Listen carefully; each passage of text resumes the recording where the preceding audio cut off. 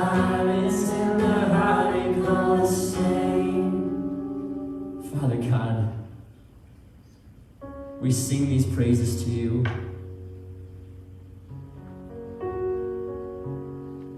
Asking for you to move, expecting big things from you, Lord.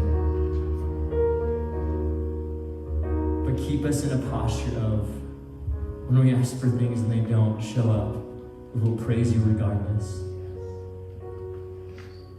God, we want to praise you on the mountaintops and in the valleys, all through and through, for you to be glorified, Jesus. It's in your precious name we ask and pray over these things. Amen.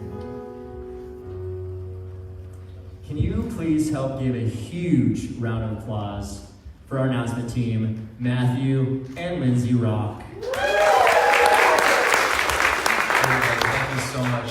Like Steve said, my name is Matthew Rock. This is my captivating wife, Lindsay. With that Hawaiian glow, she just got back from Hawaii these past couple of weeks. That's why you probably haven't seen it lately. We're so grateful, New Life, to be a part of the announcements team.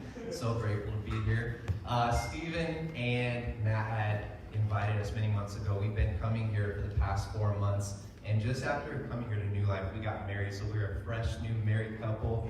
But that's our little introduction. With that being said, we have a few announcements. Number one, you guys, is we have our New Life block party. Yeah. Everybody grab your phone, whatever you got, pull up your calendar. You're gonna want to save the date. This is Sunday, September 1st, okay? This is our block party. This is our big hello to our community and our neighborhood here. And you guys, we have many pillars, and two of those here at New Life are we love on the city and the people of Tustin, and we make disciples, you guys. So we're definitely going to be firing off on both of those with the block party. Now, Lindsay and I both signed up for one of the events we'll have going on. It's going to be tons of fun. We signed up for the Nerf gun station. Very cool. So Brian can pull up a photo. I know that we have a lot of things you guys could sign up for. We're going to need every single one of us to contribute and serve here at this event. And Lindsay, if we have the clipboard, she'll be passing that around. Make sure you sign up for where you can serve and where your heart is at.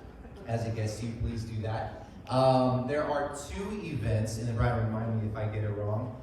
Ping pong station and a ping pong toss station. We're going to need somebody to create this. I'm not very creative, so I'm not signing up for that one. Number two is an airplane station. We're going to be tossing paper airplanes. So something like that, if you have a heart and creativity to create that, please do sign up. And we're going to pass it over to my beautiful wife. So with the block party, our challenge to New Life, everyone here, is to invite 2 people. So invites are so much more better when they're personal. So we wouldn't be here, Matthew and I wouldn't be here at New Life if it wasn't for Matt and Steven's personal invitation. So start thinking about and praying about who you can invite. And that means people from other churches, but also the unchurched. So if you have anyone in your life that you walk with who maybe doesn't know God, it'd be a great time because there are fun things to do. All right, and if you guys remember just last month in July, when you saw the stacks of oatmeal boxes up here, what we were doing was we were gathering those boxes to provide and really serve for Nana's kids. And we did such a good job contributing to that project, and we have a second opportunity to come back and give our hearts for that. So and again, pull out your phone, save the date. Saturday, September 7th, we'll be contributing in Nana's Kitchen. If you guys can sign up for that, if you have any questions, make sure you connect with and ask Steve and Heather Crawford. They do lead our community outreach projects. And that's it about that. And then August 25th are the baby dedications. Baby dedications is a time when the family can come up and kind of outwardly proclaim that they are going to raise their children in a godly manner. So as a community, we also walk alongside them in that. So if you have little squishies to bring on August 25th, talk to Brian or Matt and do the baby dedication. Yes, definitely. So earlier, just about an hour ago, when we were praying over the remainder of the day, I got so ecstatic and really just grateful and excited for what we're going to be engaging in the conversation today. So with that being said, please welcome up Matt.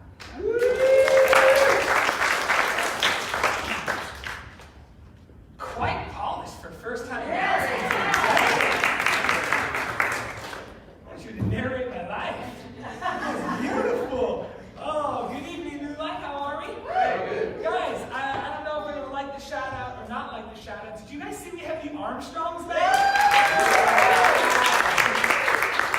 They don't know I'm going to do this. Welcome to New Life and kind of put people on the spot. Can you tell us where you've been living for the past year or 18 months?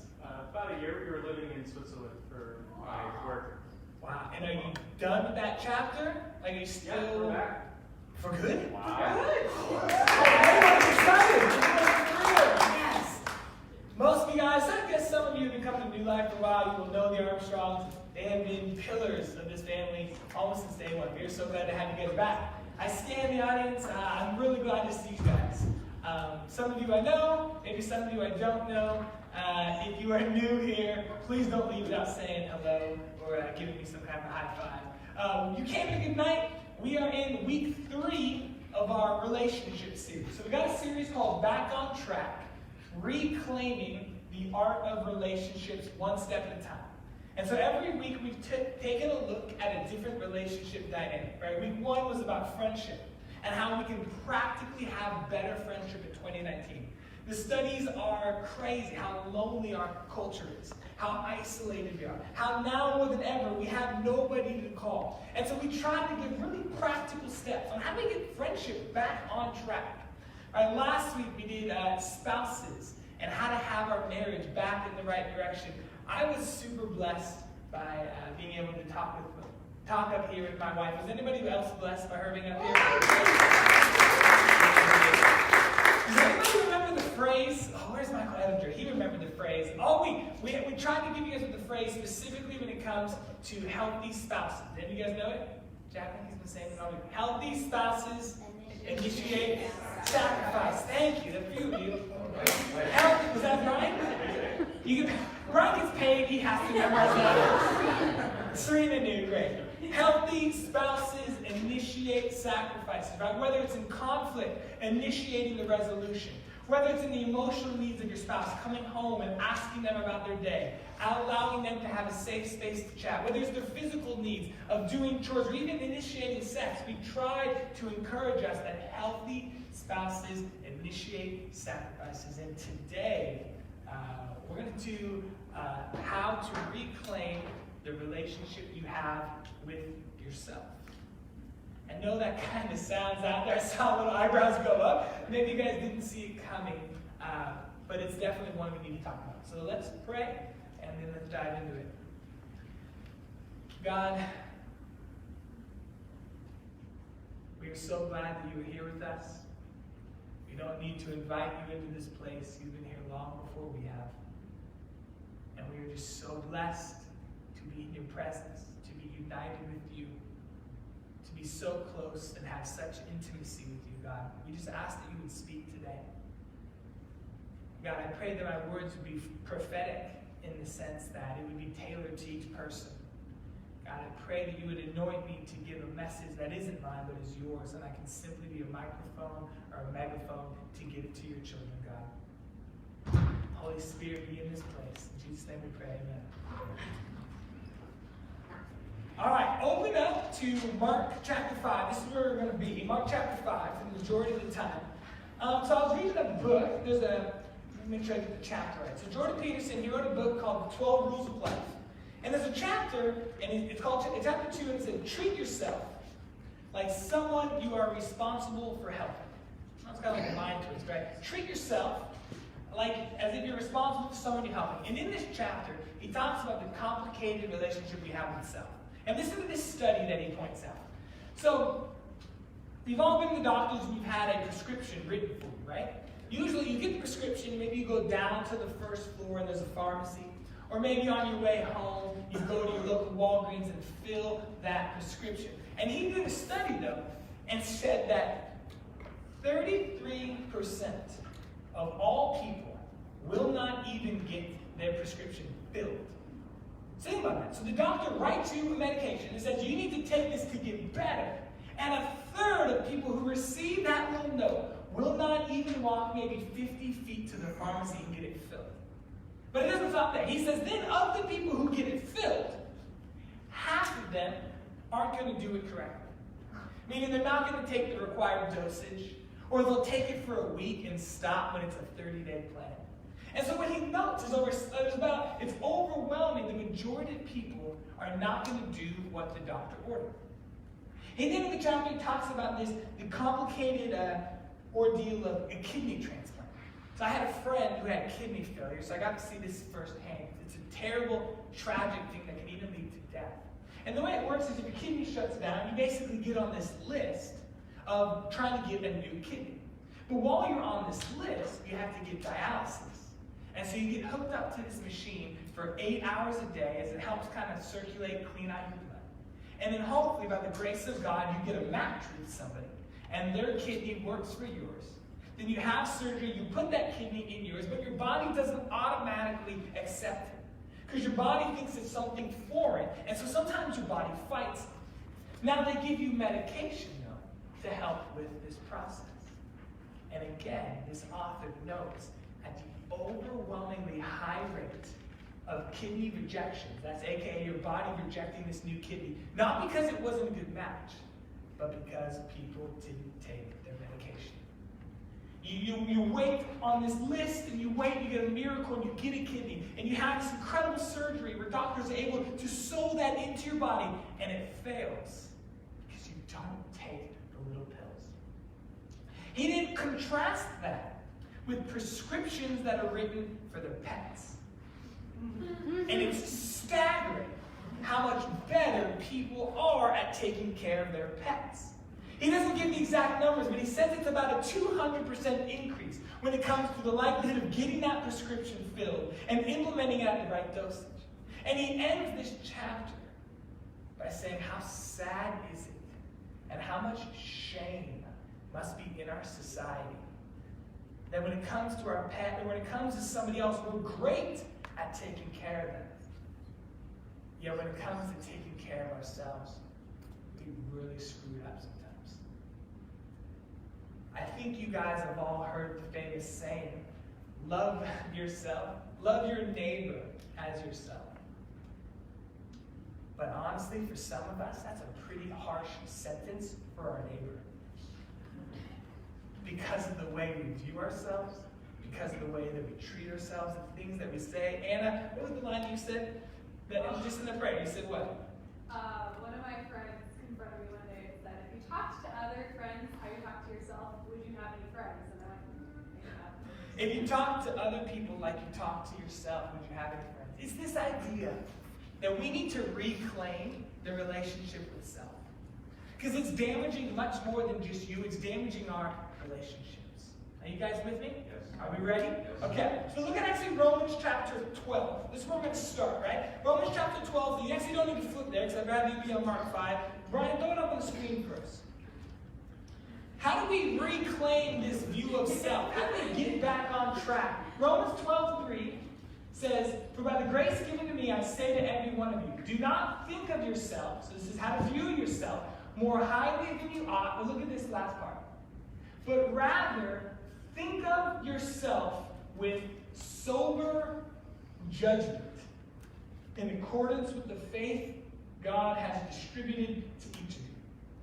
I find this really fascinating that Paul, he says, hey, when thinking about yourself, like how you view yourself, how you have a relationship with who you are, do it with a sober mindset. Do it with sober judgment. The Greek word, you got it on the next screen? The sober judgment is a word called sophroneo. Can you say that with me on the count of 3? 1, 2, 3. Sophroneo. And it's honestly used for being sober. In contrast to being drunk off of wine or being intoxicated off of pills or drugs, this word sophroneo, it implies sobriety. I mean, it's really interesting that when Paul talks about viewing yourself, he puts it in terms of intoxicated or sober. And I think he's on to something here. Right, we're all familiar that you can be physically, drunk or physically intoxicated, and you can be physically sober. But Paul takes it a step further. He says, and in the same way, we can be mentally impaired and mentally sober. Are you guys with me? Do you notice that Paul does? He could have used any word he wanted. But he says, no, specifically when it comes to viewing yourself, make sure you do it with a sober mindset. Because we all know what happens when we're impaired, or if you're intoxicated, you don't make as good of decisions. You're not able to perceive reality the same way. You're more likely to get in a car crash, right, if you operate in a vehicle. You're more likely to get in a fight, potentially with coworkers or family. We all know that intoxication, right, leads to damage. And Paul says, yeah, it's the same thing when you're mentally impaired. So be sober when you view yourself. Be sober when you're thinking about yourself. The opposite of sophroneo is to be drunk or intoxicated or impaired, whatever. And so I think it begs the question, and this is what I want you guys to hear me. How do we become mentally impaired when it comes to view of yourself? Are you ready? This is what I would say. When you over-consume things that are not true about you. So if someone said, okay, Matt, I kind of get this idea, right? I can get physically drunk if I drink too much wine. I can get physically drunk or intoxicated if I take too much pills, whatever. But how do you get mentally impaired? I would say by over-consuming things that are not true about you. And by doing so, Paul would say, you are no longer sober-minded. You're now impaired. You're not able to discern reality in the same way. For a lot of people, right, maybe it's the standards that the world says need to be for you. Right? Maybe for women, you need to look a certain way. And that's the standard that's been given to you. And you have over-consumed that to the point that it has left you impaired because you are not them. Or maybe, guys, you're supposed to make a certain amount of money by this stage of life, and that is the news that has fed you all day. You've consumed it at a very high rate. It's not true, it doesn't define you, but you have devoured it like it has, and it has left you impaired. You have gobbled up the lies that Satan has said. You have bought in and overconsumed the hurtful things that your coworkers said about you. I don't know what it is specifically, but I believe when we consume and overconsume things that are not true of us, it leaves us impaired. It's the opposite of sophroneo. It's the opposite of sober judgment, and it's part of the problem. And so let me show you why I like Mark chapter 5. Let's read this, because it has a twist on it that I don't think a lot of us see necessarily. Mark chapter 5, we're going to read verses 1 through 15. Ready? So they arrived at the other side of the lake, in the region of Gerasenes. When Jesus climbed out of the boat, a man possessed by an evil spirit came out from a cemetery to meet him. This man lived among the burial caves and could no longer be restrained, even with a chain. Whenever he was put into chains and shackles, as often as he was, he snapped the chains from his wrists and smashed the shackles. No one was strong enough to subdue him. Day and night he wandered among the burial caves and in the hills, howling and cutting himself with sharp stones. When Jesus was still some distance away, the man saw him, ran to meet him, and bowed low before him. With a shriek, he screamed, "Why are you interfering with me, Jesus, Son of the Most High God? In the name of God, I beg you, don't torture me." For Jesus had already said to the evil spirit, "Come out of the man, you evil spirit." Then Jesus demanded, "What is your name?" And he replied, "My name is Legion, because there are many of us inside this man." Then the evil spirits begged him again and again not to send them to some distant place. There happened to be a large herd of pigs feeding on the hillside nearby. "Send us into those pigs," the spirits begged. "Let us enter them." So Jesus gave them permission. The evil spirits came out of the man and entered the pigs, and the entire herd of about 2,000 pigs plunged down the steep hillside into the lake and drowned in the water. The herdsmen fled to the nearby town and the surrounding countryside, spreading the news as they ran. People rushed out to see what had happened. Here's the part I want you guys to take note of. A crowd soon gathered around Jesus, and they saw the man who had been possessed by the legion of demons. And then he was sitting there, fully clothed and perfectly sane, and they were all afraid. So we get this terrifying story, right, of this demon-possessed man. He lives in isolation. He's in the burial caves. Nobody can subdue him. You tie him up with ropes, he snatches them. You can put him in chains, he breaks them. He's cutting himself, he's harming, he's howling out. It's this terrifying scene. Jesus has an encounter with him. And the story ends with it saying, this man was sitting at the feet of Jesus, perfectly sane. How many of you guys want to take a guess of what that word perfectly sane is? Stop for now. He was sitting there, fully clothed and perfectly sane. He's sober-minded now. This man has been possessed and impaired and consumed for years and years and years. Has an encounter with Jesus. And he's left sober-minded, at peace, sitting with Jesus. And I find this story fascinating. I love that the same word between Romans and this is linked. Because I think in a way we see this juxtaposition of what it looks like to live with a sober mind and what it looks like to not. Right, the first part of the story, we see the results of this man living impaired. And then we see what it looks like to be sober-minded, sitting at peace at the feet of Jesus.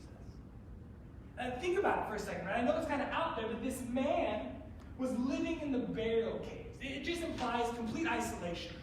This man lived completely alone. Is that not the case for some of us when we've over-consumed negativity? When we're really in that self-destructive place where all we are doing is devouring false things about you, do we not have the tendency to retreat? Do we not have the tendency to kind of dip into the shadows? Hopefully not to be seen. Almost retreat into the underworld where nobody will see the ugliness that we are cycling. It says this man is howling. It just implies a deep guttural yell. I feel like that could be said for so many of us with the anxiety attacks, with the deep hatred, the sadness, the tears that come for so many of us when we are living consumed by negativity. It even says this man was so consumed to the point that he was cutting himself. He was engaging in destructive behavior. I think we understand, right? When you practice and you consume and you devour things that are not true of you, anything is possible, even to the point of self-harm. And it might be direct self-harm like cutting, but there's other destructive practices, sleeping around just to numb out, over-consuming drugs and alcohol. You're self-harming because it feels like the only thing you can do. I find it fascinating because we would never think that we are that man. And yet if we actually stopped and were honest, we have more in common with him than we think. This man was impaired because he was consumed by these demons. Yet when we overconsume negativity and poison about ourselves, and we cycle on the hatred that we have, and we continue to do negative self-talk, we end up looking a lot like this man in isolation, deep anguish, flooded with emotions we can't control to the point of destructive behavior.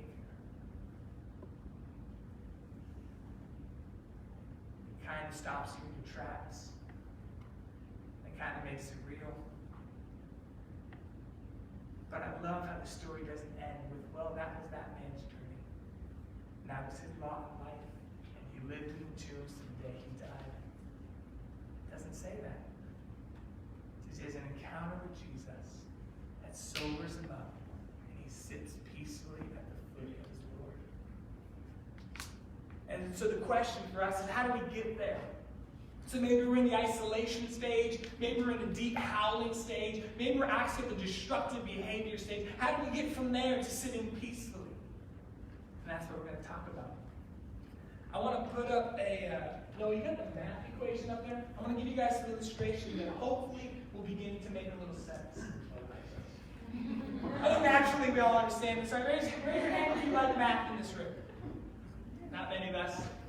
Dang, Alex, you probably could solve this. You're going to backfire my argument. Okay, so I'm pretty good at math. I like math. This is one of my favorite subjects. But I'll be honest, this is way over my head. Way over my head, right? I don't know if you guys can see, it's kind of fuzzy, we got an equation sign right here, equals. We have maybe 2 formulas here, and we got like 9 formulas on the right. This feels like some stuff out of Good Will Hunting, does it not? It's a great movie, by the way. If any of you not have seen Good Will Hunting, I give you full permission to leave right now. Nothing would make your pastor happier, because I want to be Will, but it's not that smart. Okay, so look at this. Okay, so I look at this equation, and I go, it doesn't make sense to me. But if I were to have to make a determination of does the left side equal the right side, I'd probably say no. It looks like there's a lot more going on the right than the left. There's a lot more numbers, there's a lot more variables. So based on my determination, I'm going to say this is wrong. Okay? But then imagine an MIT professor of mathematics comes up and says, no, it's right. Like, this is my specialty. I did my doctorate on this type of formula. Matt, I'm here to tell you that despite what you think, this equation, this formula is right. What's the logical conclusion for me to do next? To change my understanding. Like, I don't get it. And it doesn't make sense to me. And I still don't really see it. But if somebody, an expert in the field, says, no, Matt, it's right, then I guess I go, all right, I trust you. You know more about this than I do. I want you guys to see the next slide. I got a painting up here. How many abstract art fans in here? I'm about to do some hate art. I don't know, make sure I'm only offending about 4 people. I don't get abstract art. I'm very kind of black and white wild. Like, I don't get this. I know I probably couldn't, but maybe it's the ego. I feel that I can do this. Does anybody else? Right? I don't get abstract art. I look at this and I go, big whoop. Not that impressive. Any kindergartner can do it. I went about $20. This painting just sold for $30 million. This exact painting sold for $30 million.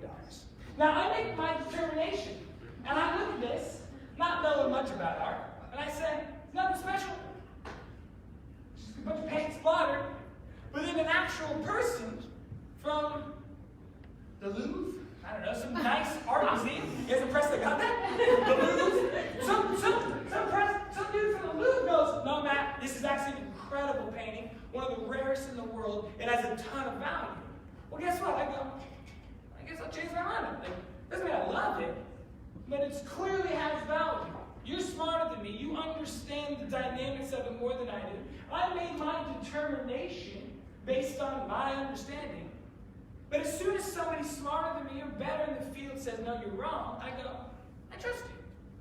I might not see it that way, but I understand my limitations. I understand I know math this much, and I know abstract art even less. And so if you're telling me there's value, if you're telling me this is a beautiful work of art, and it's a masterpiece, and you're telling me that that equation is actually equal, I can say no.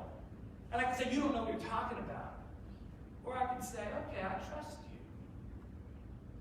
See, I feel like so many of us, we view ourselves as this painting. There's nothing special about me. I'm just a bunch of paint. I'm just a bunch of random colors splattered on a piece of page. Any kindergartner can do what I do. I could be replaced in a heartbeat. Would my spouse even care if I wasn't here? Would my church family give a rip if I stopped coming?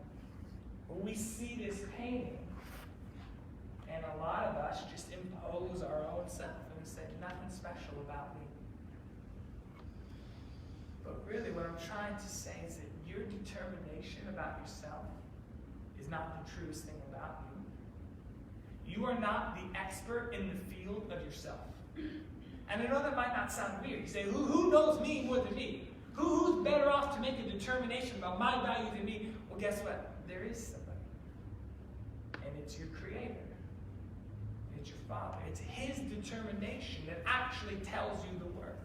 It's the mathematician's job to correct my wrong thinking about the equation. It's the professor from the Louvre and the art, guy from the Louvre to determine the value of the painting. So the real question is, go to the next slide, Noah, is what is the determination about you? What is on the other side of the you equation? to that math illustration. Okay, I can't make a determination about myself, so what really is there? Let's see. I love Luke 15. You guys don't even turn there, but you better jot a note. You better read the whole chapter of Luke 15 this week. Luke chapter 15 is one of the best chapters in the entire Bible. It does three things. It starts about a story about a sheep that goes missing. And then goes to a story about a coin that goes missing. And then it goes to a story about a son that goes missing. And each time, the thing that gets lost gets more and more valuable. And 3 times, we see the same story repeated. Somebody loses something of worth, does everything possible to find it. When they're reunited with this thing of worth, they have a giant party. 3 times. God says it once, he knows we're not going to believe it. He says it twice, he knows we're going to doubt it. He says 3 times, you are this coin, you are this sheep, you are this son. What is he trying to tell us? That you are valuable.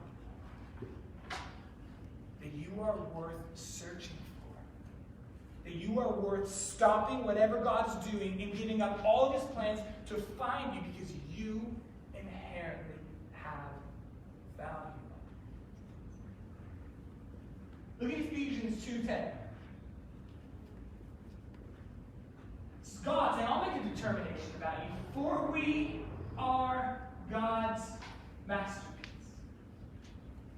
God, when given the mic, said, what are your children? 2019, all the chaos we see in the world, all the addiction, all the hurt, all the self-harm. Make a determination right now about humanity.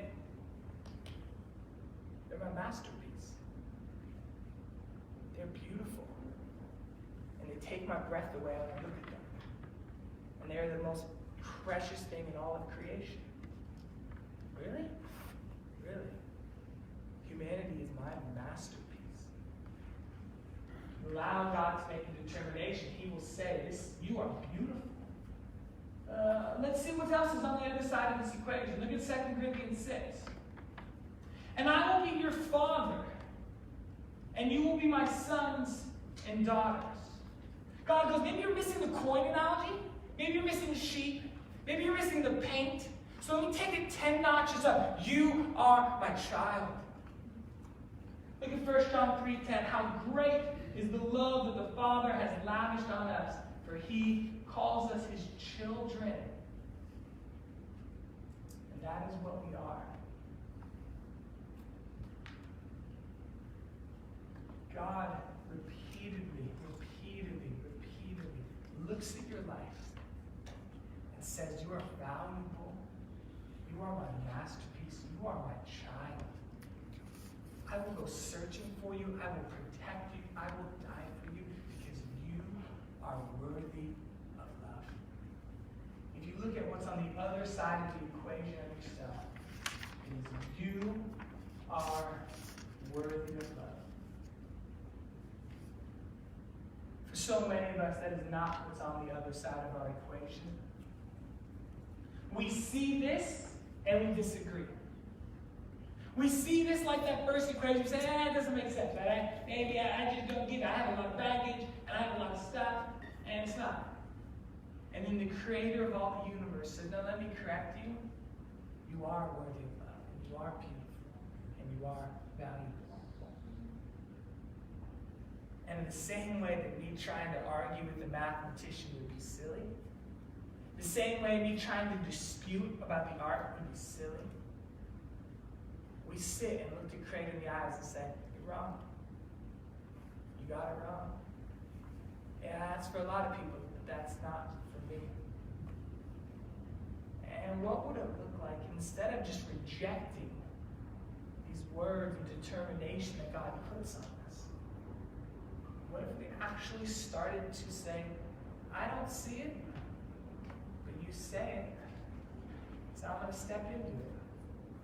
I'm not saying right now with all your baggage, you need to be able to come and say, I am lovely and I love myself. But what if the real dialogue happened between you and God and saying, I don't feel lovable. I actually feel pretty wretched. But for some reason, God, you continue to say I'm beautiful. And you continue to say that I'm valuable. We've been taking these that art picture, go back and we take it off the wall, we Sharpie on it, and we snap it over our legs, and we throw it in the trash because we think that our determination is the truest thing about that. And we do the same thing with our bodies. We self-harm, we self-criticize, we are so poisonous to ourselves. And God's going, whoa! You are a masterpiece.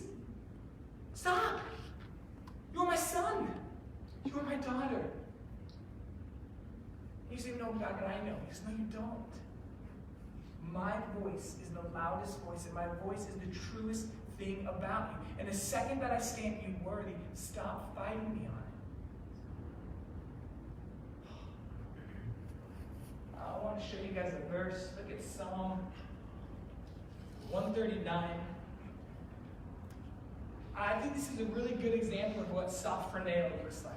I think this is a really good example of what it looks like to be sober-minded when it comes to the view of yourself. Look at David. He says, you made all the delicate and inner parts of my body, and you knit me together in my mother's womb. Look at verse 14. Thank you for making me so wonderfully complex.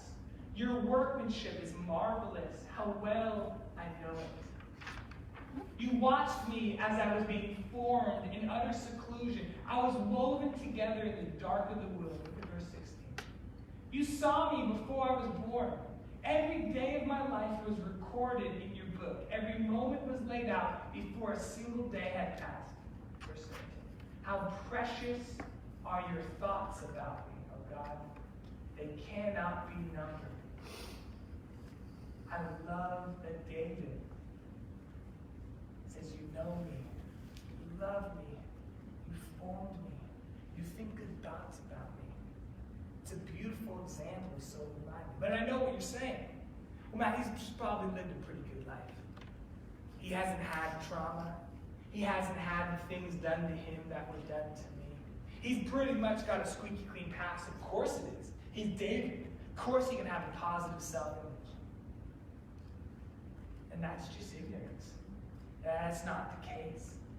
David is a murderer in his past life. Took the life of another human. He's an adulterer. He's a liar. He has more of a checkered past than almost all of us in this room combined. And so to make the idea, well, of course he can have a positive self-image because of his life. It's not true. How did David, an ex-murderer, ex-adulterer, ex-liar, and present in some of those things, continue to still say, God, you think lovely things about me. God, you're so pleased with me. How did he do that? How did he not let his past affect the way he views himself? And thankfully, right, we get the journals of David in the Psalms. And we see that he constantly is spending time with his Father. His past is his past. And yet he knew, just like the man in the tombs, that sitting in the presence of God is the only way to reclaim a view of self. It is the only way, right? And if anybody knows, if we keep this kind of sober versus addicted analogy going, you guys will know that if somebody's trying to kick a habit, you can't just stop it, but you have to start something else. Have you guys ever seen that? Have you heard that? That's why a lot of people, if they're coming off of alcohol, they'll smoke cigarettes. Or if they're coming off of drugs, they'll pick up a new habit. Because the brain isn't wired to just stop something and not replace it.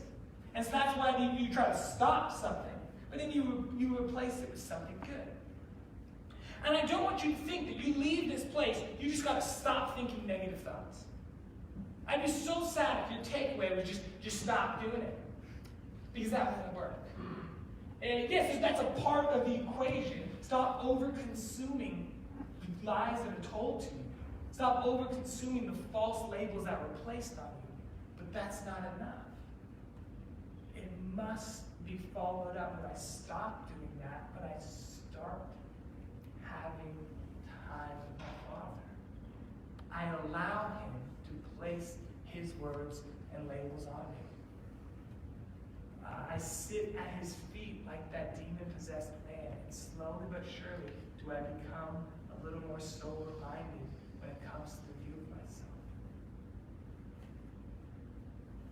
here's the really sad part, right? I understand that some of the intake, and it's not like you chose it. You had people say these hurtful things. You had people do hurtful things to you. Just like an addict sometimes is handed a drink at a young age, or you're shown porn at a young age, and the addiction actually spurred from somebody else's doing. I'm sorry. I'm not trying to minimize it. So how did you get to this place? I know the brokenness and the majority of the self-hate and the poison that we ingest is because someone fed it to us. And as your pastor and friend, I just want to say sorry. And I'm not trying to oversimplify this. At the same time, I believe in the power of our Lord. And I believe with all of my heart that if you were to sit and say, God, what's on the other side of my equation? All I see is ugly, broken, damaged. And he would pull you in and put you on his lap and say, you are valuable, beautiful, precious, unreplaceable. And your brain might say, it doesn't make sense, God, it doesn't make sense. And he would just whisper, trust me. It doesn't have to make sense right now, but would you trust me? Because I want to help you become sober when it comes to viewing yourself. I don't know what it looks like for each and every one of us, right? I wanted the series to be practical. I think for some of us, how beautiful would it be if on our mirrors in our bathrooms it says, we are God's masterpiece.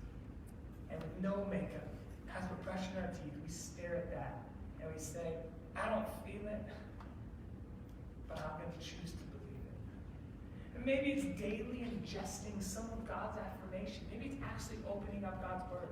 Right? So I don't want you to just think you can stop. You must replace the negative, the overconsumption of poison with something. What would it look like if you start consuming God? Before you go to work, actually reading the word. On your way in your car, listening to some music. What habits can you start doing to help balance the scales a little bit?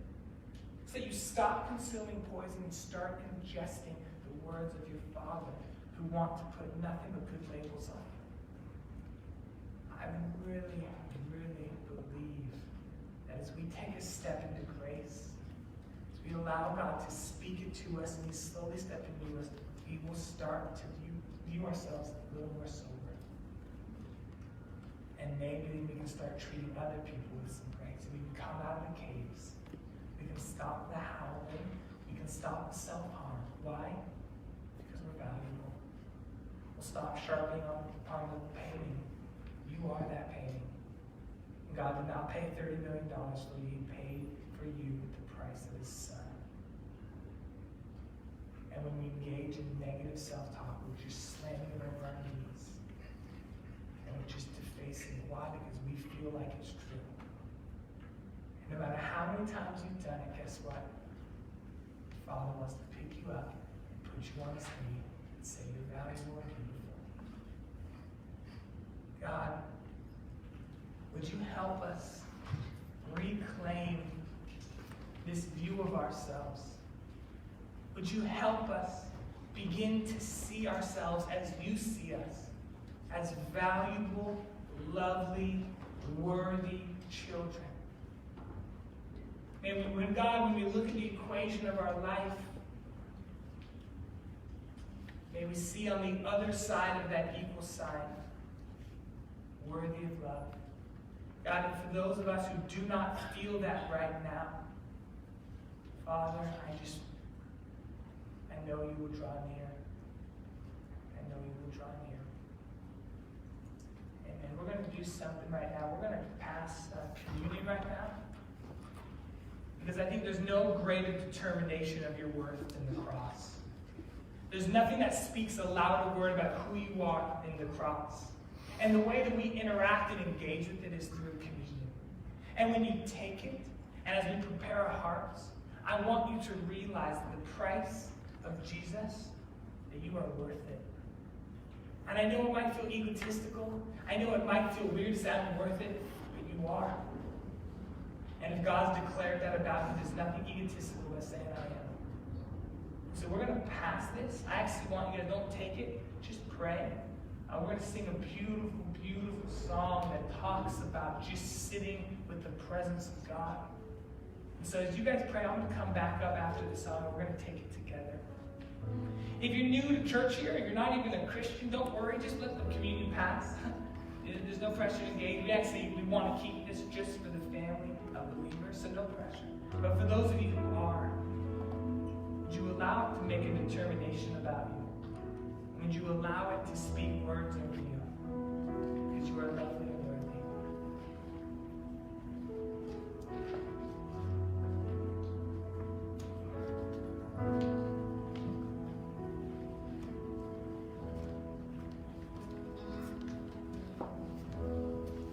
I'm caught up in your presence.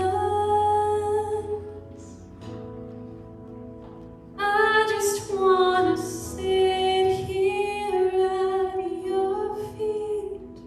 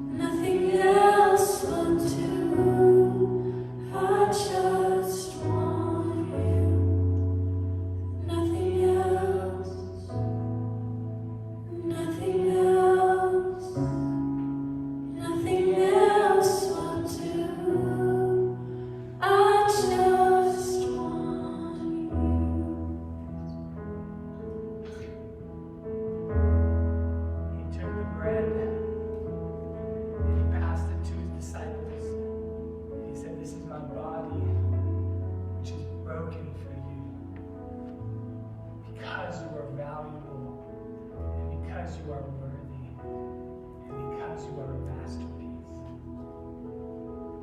And I did not overpay for you. And I do not regret my investment in you. So we do this in remembrance of me, but before we do, whether you believe it or struggle, even as an act of faith, I'd love for you to yourself say, this bread has made me lovely. Together.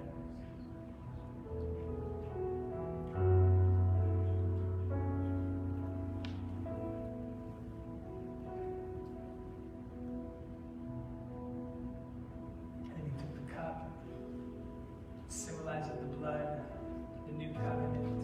He's leaving the law. There's a grace abound. He says, if this was the price that it takes to be with you, I joyfully go to the cross. I don't think twice. I don't look at the sticker. Price doesn't matter because you are worth it. So before we take this, would you say, I am valuable to Jesus?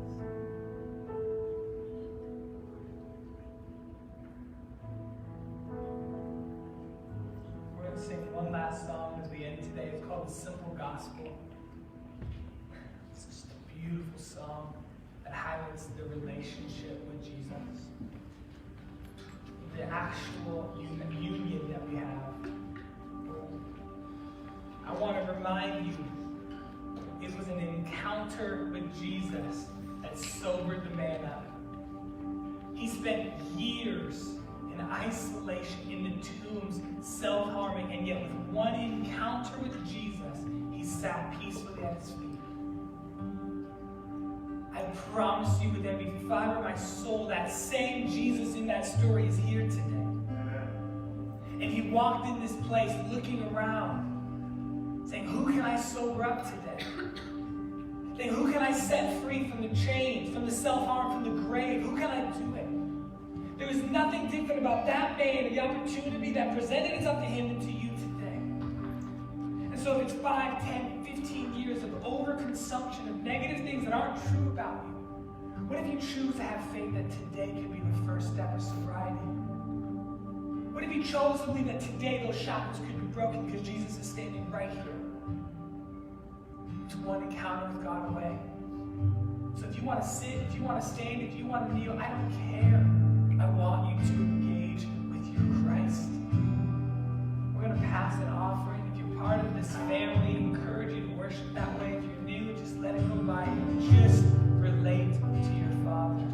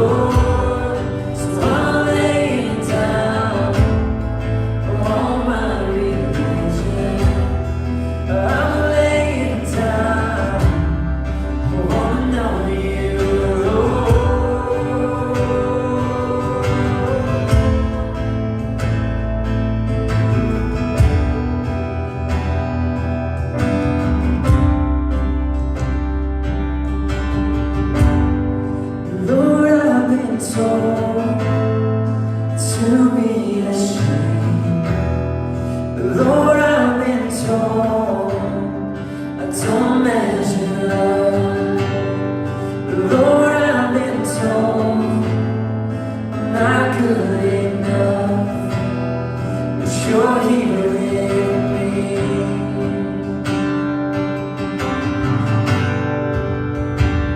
I reach out and you find me in the dust.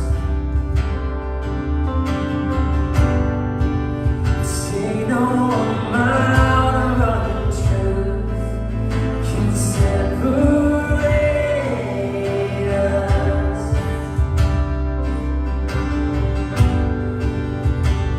I reach out and you find me in the dust.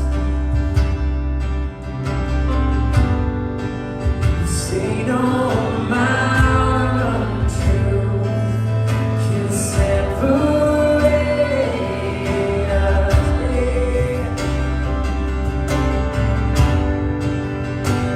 I reach out and you find me in the dust. Say no amount of untruth can separate us. Now we rejoice in the simple gospel. I will rejoice in you, Lord. Now we rejoice in the simple gospel. Now we rejoice in you, Lord. Now we rejoice in the simple gospel. Now we rejoice in you, Lord. Now we rejoice in the simple gospel. Now we rejoice in you, Lord. I reach out and you find me in the dust. You say no amount of untruth can separate us.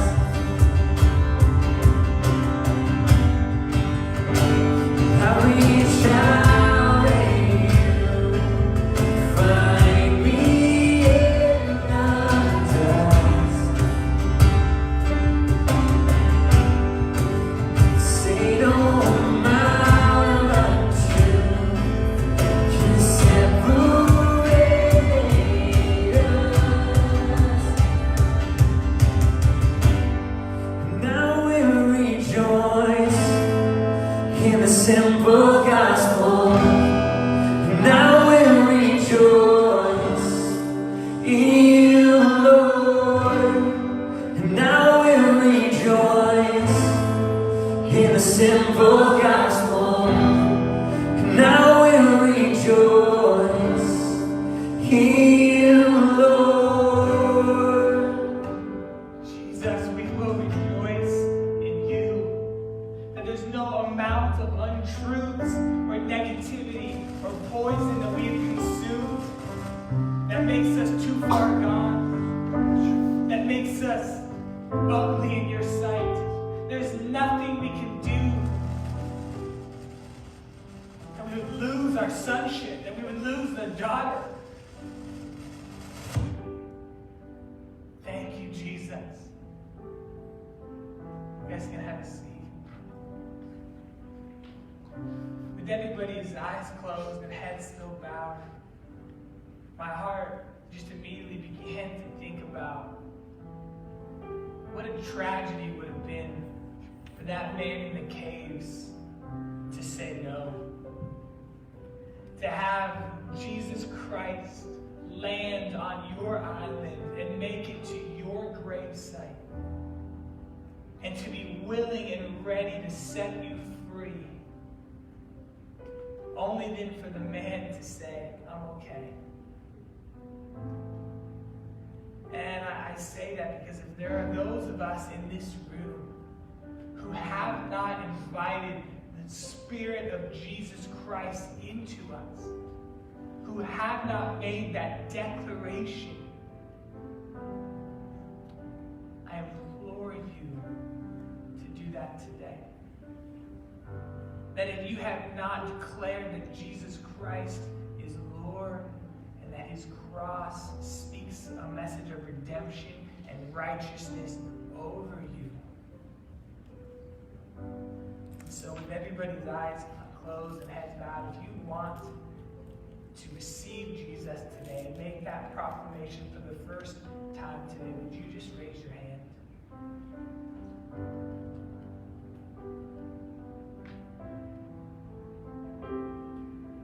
Thank you.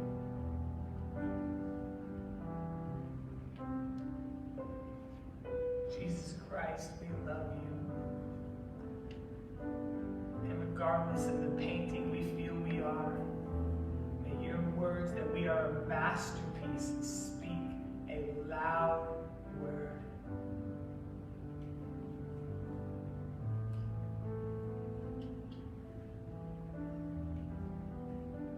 Jesus, thank you so much for the depths of our soul, for your grace and for your cross.